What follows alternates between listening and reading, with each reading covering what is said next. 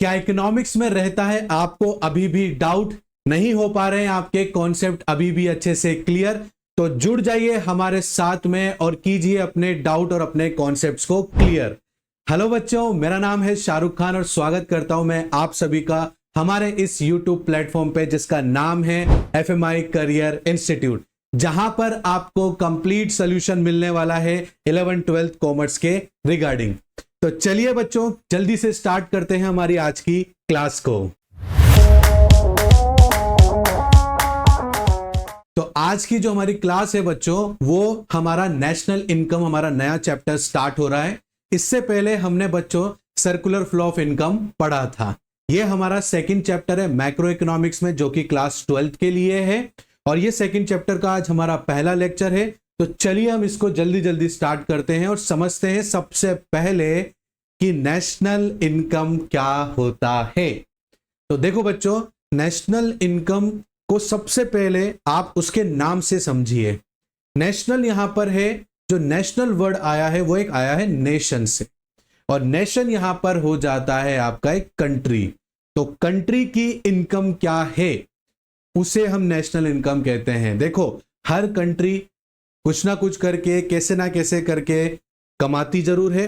तो जब उसके देश में रहने वाले लोग अलग अलग काम करके जो पैसा कमाते हैं और उन सब पैसों को हम जोड़ लेते हैं, पूरे देश के सभी लोगों के द्वारा जो कमाई जाती है इनकम, अगर हम उन्हें जोड़ लें बच्चों, तो वो बन जाती है नेशनल इनकम। जी हाँ बच्चों, और यहां पर एक बात और आप ध्यान रखना, हमारी जो गवर्नमेंट है वो भी जो कमाती है उसे भी हम नेशनल इनकम में जोड़ेंगे। इज दैट क्लियर बच्चों? तो गवर्नमेंट ने जो भी रिवेन्यू अर्न किया वो भी नेशनल इनकम का पार्ट होता है। और जो हमारे देश में अलग अलग प्रकार के जो लोग रहते हैं, जो कि अलग अलग काम करते हैं बच्चों, उनकी इनकम को, उन सभी की इनकम को अगर हम जोड़ लें तो बन जाती है उस देश की इनकम। तो उसे ही हम कहते हैं national income. Is that clear बच्चों? तो देखो बच्चों, यहां पर बहुत सारे लोग हैं और वो बहुत सारे लोग अलग अलग काम कर रहे हैं।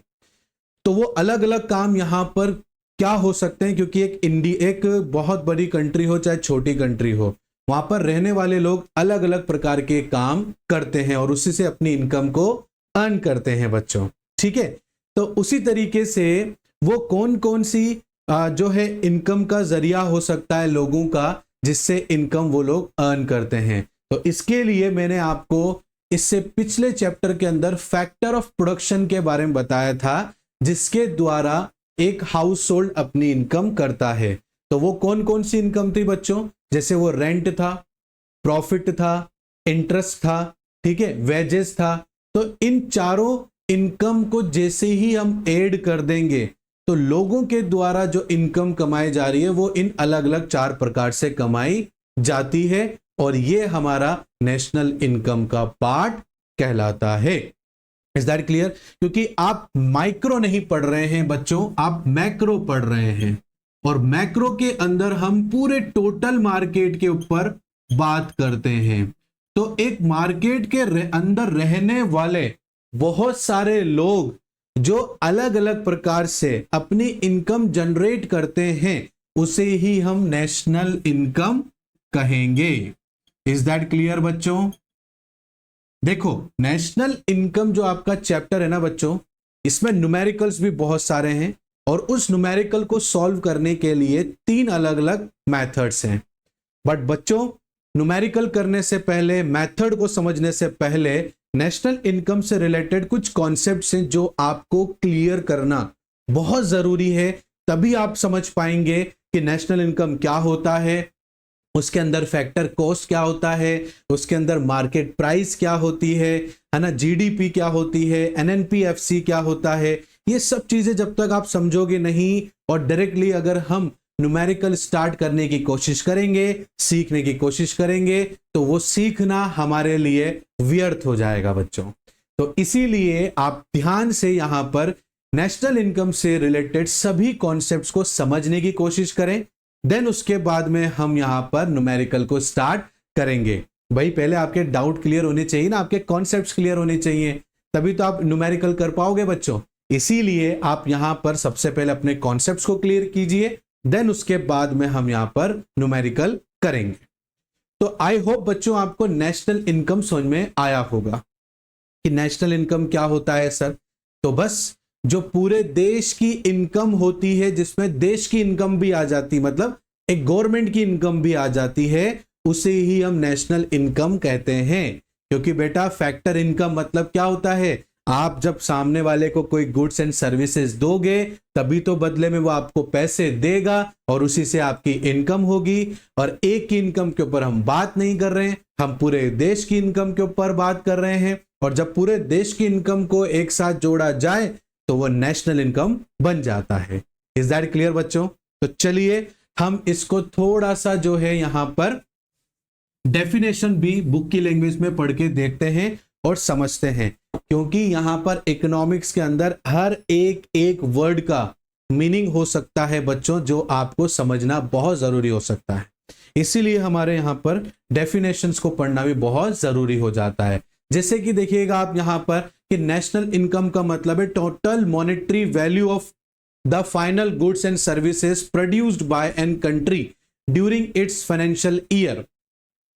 एक पूरे साल के अंदर, फाइनेंशियल ईयर मतलब यहां पर हो गया पूरा एक साल, एक साल के अंदर जितने भी गुड्स एंड सर्विसेज हैं, फाइनल गुड्स एंड सर्विसेज हैं, उनकी जो टोटल मॉनेटरी वैल्यू है उसे हम क्या कहेंगे, उसे हम कहेंगे नेशनल इनकम। जैसे गुड्स के नाम पर मैं एक गुड्स का एग्जांपल लेता हूं। जैसे सपोज कीजिए ये कैलकुलेटर है, क्या है बच्चों, ये कैलकुलेटर है। और कैलकुलेटर बनाने वाली जितनी भी कंपनीज एक इंडिया के अंदर हैं या किसी भी कंट्री के अंदर जितनी भी कंपनीज हैं जो कैलकुलेटर बनाती हैं, और वो मार्केट में वो कैलकुलेटर जिस फाइनल प्राइस पर बिक रहा है, उन सभी फाइनल प्राइसेस को अगर आप टोटल कर देंगे तो वो आपकी नेशनल इनकम बन जाएगी बच्चों। ये देखिए आपसे यही बोल रहा है ये नेशनल इनकम मतलब क्या हो गया, टोटल मॉनेटरी, मॉनेटरी मतलब मनी वैल्यू है ना, monetary value of the final goods and services produced by an country during its financial year. Is that clear बच्चों?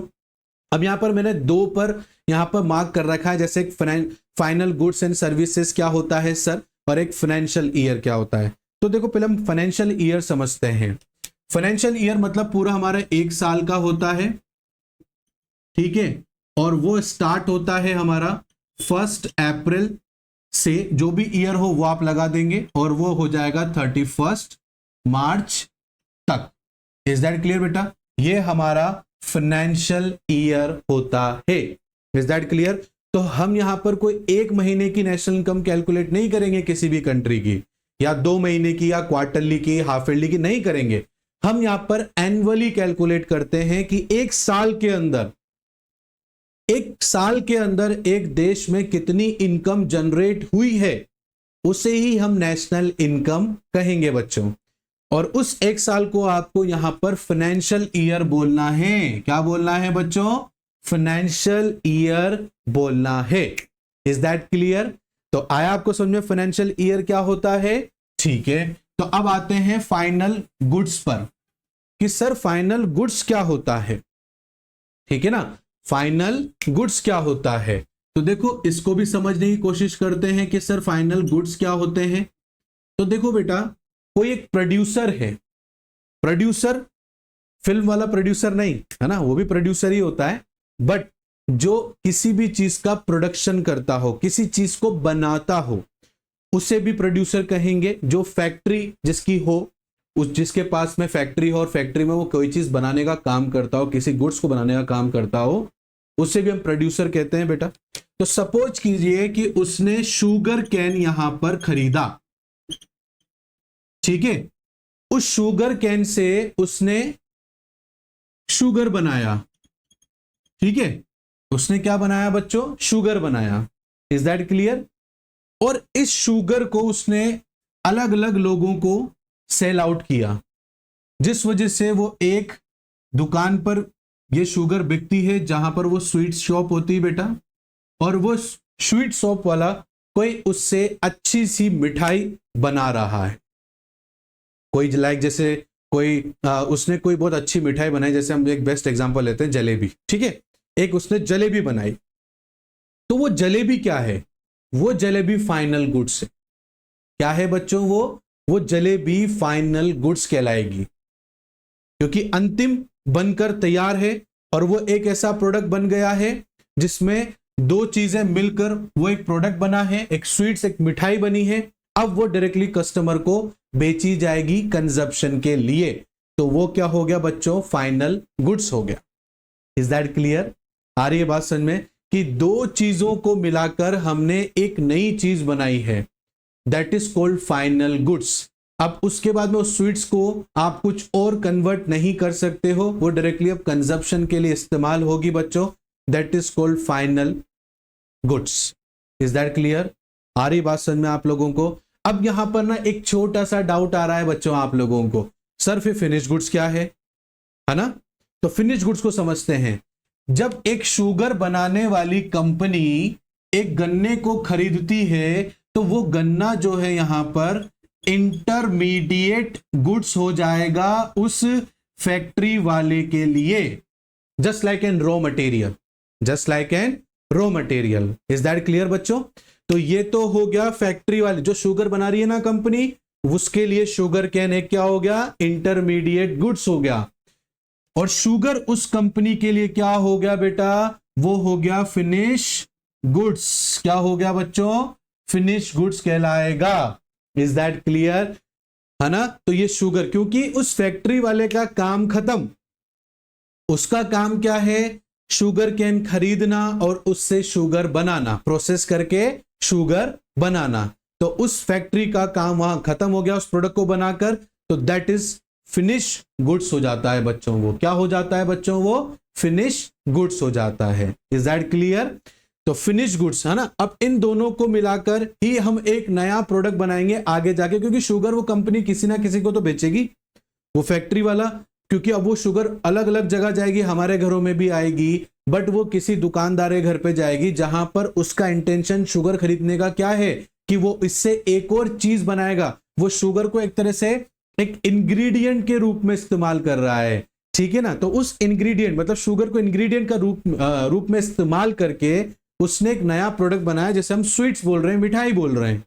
तो वो मिठाई क्या हो गई बच्चों हमारे लिए, ये हमारे लिए फाइनल प्रोडक्ट हो गया या फाइनल गुड्स हो जाएगा। इज दैट क्लियर बच्चों?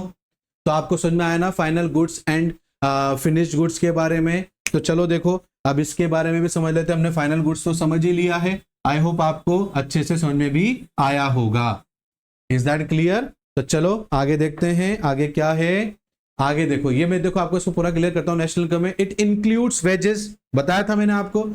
फैक्टर ऑफ प्रोडक्शन के चार चीजें, फैक्टर ऑफ प्रोडक्शन जो हमारी किसी भी प्रोड्यूसर को किसी भी गुड्स या सर्विस को प्रोड्यूस करने के लिए चाहिए, और वो क्या चाहिए, लैंड चाहिए, लेबर चाहिए, है ना, कैपिटल चाहिए, एंटरप्राइजेस चाहिए, ये चार चीजें चाहिए उसको, चार बेसिक चीजें हैं बच्चों ये। और इससे जो इनकम होती है सामने वालों की, जैसे लेबर, जैसे वेजेस है, इंटरेस्ट है, रेंट है, प्रॉफिट है, ये किससे क्यों मिल रहा है बेटा, क्योंकि हम फैक्टर प्रोडक्शन दे रहे हैं, सामने वाले को लैंड दे रहे हैं, लेबर दे रहे हैं, कैपिटल दे रहे हैं, एंटरप्राइजेस दे रहे हैं, ठीक है ना, ऑफ आ नेशन, उसे ही हम नेशनल इनकम कहेंगे। आया बच्चों आपको समझ में कि नहीं आया, ये बताइएगा, आप जरूर कमेंट कीजिएगा। और अभी भी कोई कॉन्सेप्ट में डाउट रहता है तो नीचे स्क्रीन पर नंबर चल रहे हैं हम लोगों के, आप वहां डायरेक्टली हम लोगों से जो है कांटेक्ट कर सकते हो, और वहां पर आप लोग हमसे अपने डाउट्स को और भी अच्छे से क्लियर कर सकते हो अगर कोई डाउट आपको आता है। वैसे तो हम कोशिश कर रहे हैं कि आपको एक भी डाउट ना आए, ठीक है। तो चलिए आगे चलते हैं बच्चों और देखते हैं। ये फैक्टर ऑफ प्रोडक्शन है, जस्ट फॉर रिमाइंडर, मैं आपके रिमाइंडर के लिए मैंने डेफिनेशन लिखा है बच्चों यहाँ पर कि फैक्टर ऑफ प्रोडक्शन क्या होता है। मान लो किसी बच्चे को याद नहीं रहा तो वो यहां पर देख ले। The factor of production are land, labour, enterprises and capital. These inputs are needed for creating of goods and services. इसको एक प्रोड्यूसर इनपुट के रूप में इस्तेमाल करता है जिससे वो एक फर्दर कोई गुड्स या सर्विसेज को प्रोड्यूस करता है अपने पास में, उसे ही हम फैक्टर ऑफ प्रोडक्शन कहते हैं। और ये चार प्रकार के ही होते हैं बच्चों। ये बेसिक चीजें हैं जो एक प्रोड्यूसर को चाहिए ही चाहिए। Is that clear? आगे देखो बच्चों, ये आ गया हमारा फाइनल गुड्स। अभी हमने समझा था, फिर भी हम एक बार इसको बुक की लैंग्वेज से पढ़ के देख लेते हैं। कोई बात अगर इसमें हमें अविचित्र लगी तो हम उसको भी समझने की कोशिश करेंगे। तो final goods are those goods which require no further processing कोई further processing and are available in an economy for consumption purpose. Final goods उसे ही कहेंगे जिसको अब कोई फर्दर प्रोडक्शन की जरूरत नहीं है, अब वो तैयार है मार्केट के अंदर डायरेक्टली कंजप्शन के पर्पस में यूज होने के लिए। सर उसे ही हम फाइनल गुड्स कहेंगे। आप याद रखना बेटा, फाइनल गुड जब भी आ जाएगा ना, आपके दिमाग में एक बात स्ट्राइक होनी चाहिए। और वो बात कौन सी स्ट्राइक होनी चाहिए? वो ये बात स्ट्राइक होनी चाहिए कि जो फाइनल गुड्स होता है वहां पर जो सर हैं उन्होंने हमें एग्जाम्पल दिया था कि जब हम शुगर कैन को कन्वर्ट करेंगे एक प्रोसेस के से, और जिससे वो शुगर बन जाएगी, और उस शुगर को हम इंग्रेडिएंट के रूप में मिठाई बनाने के लिए इस्तेमाल करेंगे, तो वो मिठाई बनने के बाद में अब उस मिठाई का कोई फर्दर प्रोडक्शन प्रोसेस नहीं हो सकता है। वो मिठाई जो है अब डायरेक्टली कंजप्शन करने के लिए मार्केट में हम अवेलेबल कर सकते हैं, तो वो स्वीट्स जो हो जाएगी बेटा वो फाइनल गुड्स आपका कहलाएगा। इज दैट क्लियर बच्चों? आया समझ में आपको? तो वो एग्जाम्पल हमेशा शुगर केन वाला याद रखना है ना, वो शक्कर का जो है एग्जाम्पल याद रखना, और उससे बनने वाली मिठाई का याद रखना। मिठाई के बाद अब आप देखो बेटा, मिठाई को क्या कोई दूसरा प्रोसेस करोगे आप प्रोडक्शन के लिए? नहीं करेंगे ना। मिठाई बन गई, बस उठाया खाया, कंजप्शन में काम आ रहा है सर, मार्केट में अवेलेबल है, तो इसे हम फाइनल गुड्स कहेंगे। Is that clear? चलो आगे देखते हैं आगे क्या आ रहा है। ये देखो इंटरमीडिएट आ गया गुड्स। इंटरमीडिएट भी हमने समझ लिया। अब चलो बुक की लैंग्वेज पढ़ते हैं, देखा क्या कहती है बुक की लैंग्वेज हम लोगों से। A firm's product that is used as an input into the production process. एक फर्म जो है किसी प्रोडक्ट को बनाने के लिए किसी फर्दर इनपुट का इस्तेमाल करती है प्रोडक्शन प्रोसेस में, उसे हम इंटरमीडिएट कहेंगे। जैसे एक शक्कर बनाने वाली फैक्ट्री को वो शुगर केन क्या होगा? इंटरमीडिएट गुड्स हो जाएगा। या एक स्वीट्स बनाने वाली जो दुकान है उसके लिए शक्कर क्या हो जाएगी? इंटरमीडिएट गुड्स हो जाएगा। ध्यान रखना, हम जिस भी चीज को हमारे रॉ मटेरियल के रूप में इस्तेमाल करते हैं, जहां हमारा इंटेंशन है इस चीज को परचेस करने का कि मैं इसको खरीद कर इसको एक नया रूप दूंगा, तो जो आपने खरीदा है वो आपके लिए इंटरमीडिएट गुड्स हो गया, और जो आपने नया रूप दिया है वो आपके लिए फिनिश्ड गुड्स हो जाएगा। फाइनल नहीं होगा, ध्यान रखना। हाँ, इस कॉन्सेप्ट को पकड़ के रखो, ठीक है। देखो और एग्जांपल लेते हैं, जैसे एक फ्लोर मिल वाली फैक्ट्री है, तो उसके लिए गेहूं क्या हो जाएगा? क्या हो जाएगा बच्चों? इंटरमीडिएट गुड्स हो जाएगा। बट उससे उसने जो आटा बनाया वो आटा उसके लिए फिनिश गुड्स हो जाएगा, क्योंकि उसका काम खत्म। एक फ्लोर मिल वाले का काम क्या था? एक फ्लोर मिल वाले का काम था किसी भी अनाज को लेकर आटे में कन्वर्ट करना, और वहां उसका काम खत्म हो जाता है, और खत्म को हम इंग्लिश में बोलते हैं फिनिश। तो इसीलिए एक फ्लोर मिल के लिए आटा बनाना फिनिश गुड्स कहलाएगा, और वो गेहूं उसके लिए इंटरमीडिएट गुड्स कहलाएगा। आ रहा है ना बच्चों अच्छे समझ में? आई होप आपको बहुत अच्छे से समझ में आ रहा होगा, और यही हमारा इंटरमीडिएट गुड्स होता है। देखो आगे क्या लिख रखा है, intermediate goods are item used as ingredient. मैंने याद कराया था ना, इंग्रेडिएंट वो शुगर आप जो है स्वीट्स में डाल रहे हो, इंग्रेडिएंट्स, ठीक है ना, इसमें वो है in the making of finish products like sugar use for making sweets. Is that clear? चलो आगे देखते हैं कि आगे क्या है। अब एक चीज, और वो क्या है? वो है इन सब चीजों को बनाने के लिए प्रोड्यूसर की लग जाती है कॉस्ट। मतलब एक प्रोडक्ट को बनाने में एक फर्म को, एक प्रोड्यूसर को, एक फैक्ट्री वाले को जो पहले खर्चा करना पड़ता है उस गुड्स को बनाने के लिए, वो कहलाती है कॉस्ट। क्या कहलाती है बच्चों? कॉस्ट कहलाती है। Is that clear? तो वो कॉस्ट को आज हम पूरा डिटेल में यहां पर समझने वाले हैं। भाई जैसे एक शक्कर बनाने वाली कंपनी जब गन्ना खरीदती है, और उस गन्ने को प्रोसेस करके शक्कर बनाने में उसका सपोज करो जो भी खर्चा आ रहा है, जैसे वो बोल रहा है कि 1 किलो शक्कर बनाने में मुझे 5 रुपए का खर्चा आ रहा है, या 10 रुपए का खर्चा आ रहा है, या 8 रुपए का जो खर्चा आ रहा है, वो खर्चा क्या है, वो उसकी जेब से गया है, पहले उसको बनाने में उसका खर्चा हुआ है। तो प्रोड्यूसर का जो खर्चा होता है किसी गुड्स को बनाने में, उसको इंग्लिश में हम क्या बोलेंगे, कॉस्ट बोलेंगे। और यहां आज हम कॉस्ट समझने वाले हैं, और हमारे यहां पर जो है 3 तरीके की यहां पर हम जो है यहाँ पर प्राइजेज या कॉस्ट लेने वाले हैं, जैसे फैक्टर कॉस्ट या बेसिक प्राइस भी बोलते हैं। बेसिक कॉस्ट क्या होती है वो भी हम समझेंगे, बट इसको हम बेसिक प्राइस ही बोलेंगे बच्चों, ठीक है ना। और लास्ट है हमारा मार्केट प्राइस, कि मार्केट प्राइस क्या होता है, नाम से समझने की कोशिश करते हैं, पहले डिटेल में बाद में जाएंगे। जैसे सपोज करो हम फैक्टर कॉस्ट को ही ले लेते हैं। किसको ले लेते हैं बच्चों, फैक्टर कॉस्ट को ही ले लेते हैं। तो फैक्टर कॉस्ट क्या होता है, तो बेटा देखो आपको याद होगा जब हम फैक्टर ऑफ प्रोडक्शन पढ़ रहे थे, क्या पढ़ रहे थे, फैक्टर ऑफ प्रोडक्शन, जो हमारी प्रीवियस क्लास के अंदर हम लोग पढ़ रहे थे, तो हमारे फैक्टर ऑफ प्रोडक्शन 4 थे बेटा। जैसे कि एक लैंड था, जैसे कि एक लेबर थी, जैसे कि हमारी कैपिटल थी, ठीक है, और चौथा हमारा एंटरप्राइजेस था, ठीक है ना। ये हमारी 4 चीजें थी बच्चों। इन चारों चीजों पर, क्योंकि 4 बेसिक चीजें हैं बेटा, ये एक फैक्ट्री वाले को चाहिए ही चाहिए, और इन 4 बेसिक चीजों पर हम जब खर्चा करते हैं, क्योंकि ये सब चीजें क्या है, factor of production. Factor of production क्या होता है, मैं दोबारा रिपीट कर देता हूं, जो चीजें, जो 4 बेसिक चीजें आपकी हेल्प करती हो आपके बिजनेस के अंदर, जिनके बिना बिजनेस स्टार्ट नहीं कर सकते हो, that is called factor of production. और इन पर जो खर्चा होता है वो इन 4 चीजों पर खर्चा होता है। जैसे यहां पर जो भी आपका खर्चा हो रहा है इन चीजों पर, उसे हम क्या कहेंगे, फैक्टर कॉस्ट कहेंगे, जिसके अंदर किसी प्रकार का कोई भी टैक्स ऐड नहीं होता है।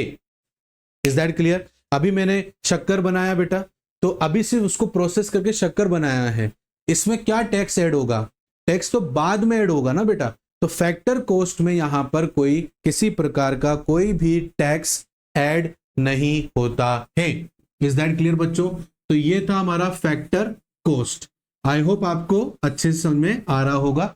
चलो इसको और डिटेल में समझते हैं ताकि हमारे बिल्कुल भी दिमाग में डाउट ना रहे। ये रहा देखो factor cost, the cost at which factor production incurred, वो कॉस्ट जो फैक्टर ऑफ प्रोडक्शन में होती है, जैसे उसे फैक्टर कॉस्ट कहते हैं। मतलब एक प्रोडक्शन करने में जो भी खर्चा एक प्रोड्यूसर का आ रहा है उसे हम क्या कहेंगे, फैक्टर कॉस्ट कहेंगे। इसके एग्जांपल है जैसे रेंट पे कर रहे हो, किसी को प्रॉफिट भी कमा के दे रहे हो, किसी को क्योंकि आपने लोन लिया होगा अपनी बिजनेस स्टार्ट करने के लिए, तो उस लोन का आप इंटरेस्ट भी दे रहे होंगे। आपके पास में लेबर काम कर रही होगी, उन लेबर का पैसा भी आप पे कर रहे होंगे वेजेस के रूप में। तो ये आपके खर्चा है ना, इन 4 खर्चों को आपने किया तभी आप एक प्रोडक्ट बना पाए। तो ये आपके लिए क्या हो गया बेटा, फैक्टर कॉस्ट हो गया। आप समझ पा रहे हो ना मेरी बात। अगर आपको फिर भी डाउट है तो आप मेरे से पूछ सकते हो, मैं फिर भी एक बार और कोशिश करता हूं आपको समझाने के लिए। तो फैक्टर कॉस्ट आपको समझ में आ रहा है बच्चों कि फैक्टर कॉस्ट मतलब होता है कि इन 4 बेसिक चीजों पर जो आप खर्चा कर रहे हो, तो आपका तो खर्चा हो रहा है बट सामने वाले की तो इनकम हो रही है ना। अगर आपने लैंड किराए पर ले रखा है तो आप किराया दे रहे हो, है ना। किसी से आपने शेयर लिया है उसको प्रॉफिट कमा के भी दोगे, किसी से आपने लोन के रूप में पैसा लिया है तो आप उसको इंटरेस्ट भी दे रहे हो, आपके पास लेबर काम कर रही है तो आप लेबर को वेजेस भी दे रहे हो बेटा। तो ये 4 प्रकार का खर्चा हो गया ना बच्चों आपका। तो ये 4 प्रकार का जो खर्चा हुआ ये आपके लिए फैक्टर कॉस्ट होती है बेटा। और कभी भी याद रखना, फैक्टर कॉस्ट के अंदर किसी भी प्रकार का कोई भी गवर्नमेंट टैक्स ऐड नहीं होता है, ठीक है ना। वैसे भी यहां पर इनडायरेक्ट टैक्स, इनकम टैक्स तो ऐड हो भी नहीं सकता ना, है ना। इनकम टैक्स यहां पर ऐड नहीं होगा, वो डायरेक्ट टैक्स में आता है। मेरी इनकम पर मैं ही टैक्स दूंगा, उसका फैक्टर ऑफ कॉस्ट से या फैक्टर प्रोडक्शन से या फैक्टर कॉस्ट से कोई लेना देना नहीं होता है। तो जितने भी इनडायरेक्ट टैक्सेस है, जैसे भी तो जीएसटी चल रहा है हमारा, ठीक है ना, जीएसटी लागू हो चुका है तो जीएसटी की हम बात करेंगे। तो इनडायरेक्ट टैक्स फैक्टर कॉस्ट में ऐड नहीं होता है, उससे ही हम फैक्टर कॉस्ट कहेंगे, ये याद रखना। देखो मैंने नीचे फॉर्मूला भी लिख रखा है, factor cost minus market price minus net, मतलब आप ये फैक्टर कॉस्ट, मैंने गलती से ऊपर माइनस का साइन लगा दिया। फैक्टर कॉस्ट कैसे आएगा बेटा, मार्केट प्राइस में से आप अगर नेट इनडायरेक्ट टैक्स माइनस कर दोगे तो वो आपका फैक्टर कॉस्ट बन जाएगा। बेटा ये साइन गलती से लग गया है फैक्टर कॉस्ट के आगे, है ना। फॉर्मूला ये रहा, मैं आपको लिख भी देता हूं ताकि क्लियर ना हो, डाउट ना हो। फैक्टर कॉस्ट मतलब market price minus net indirect tax. Is that clear बेटा। तो किस आपने फैक्टर कॉस्ट के अंदर इनडायरेक्ट टैक्स को कभी भी ऐड नहीं किया जाता है। वो 4 बेसिक चीजें हमने ली है यहां पर, उन 4 बेसिक चीजों से ही फैक्टर कॉस्ट निकल कर आती है। आई बात समझो बेटा आपको, जो पहला खर्चा है एक प्रोड्यूसर के लिए उन 4 चीजों से ही आएगा, ध्यान रखना बच्चों आप लोग, ठीक है ना। उसे ही हम फैक्टर कॉस्ट कहने वाले हैं। इज दैट क्लियर बच्चों। तो आज की क्लास में हम यहीं तक ही इसको लेते हैं बेटा। बाकी का जो हमारा बेसिक प्राइस है या हमारा जो मार्केट प्राइस है वो हम नेक्स्ट क्लास में लेंगे बच्चों।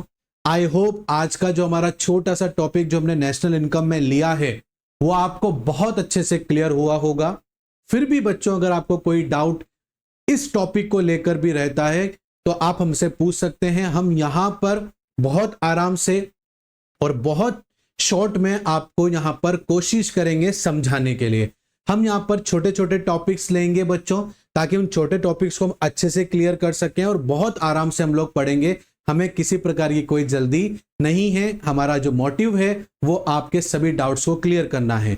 तो आई होप आपको आज का हमारा जो ये लेक्चर क्लास है उसमें सभी डाउट बहुत अच्छे से क्लियर हुए होंगे। अगर फिर भी कोई डाउट रहता है बच्चों तो नीचे स्क्रीन पर नंबर चल रहे हैं, वहां पर आप हमसे पूछ सकते हैं, डायरेक्टली कांटेक्ट कर सकते हैं। तो इसी तरीके से हम आपसे जो है यहाँ पर आज की क्लास ऑफ करते हैं। नेक्स्ट क्लास में आगे फर्दर हम टॉपिक को समझने की कोशिश करेंगे। तब तक के लिए बच्चों इसी तरीके से हार्डवर्क कीजिए, कोई डाउट आए तो हमसे पूछिए। तब तक के लिए बच्चों thank you and bye bye.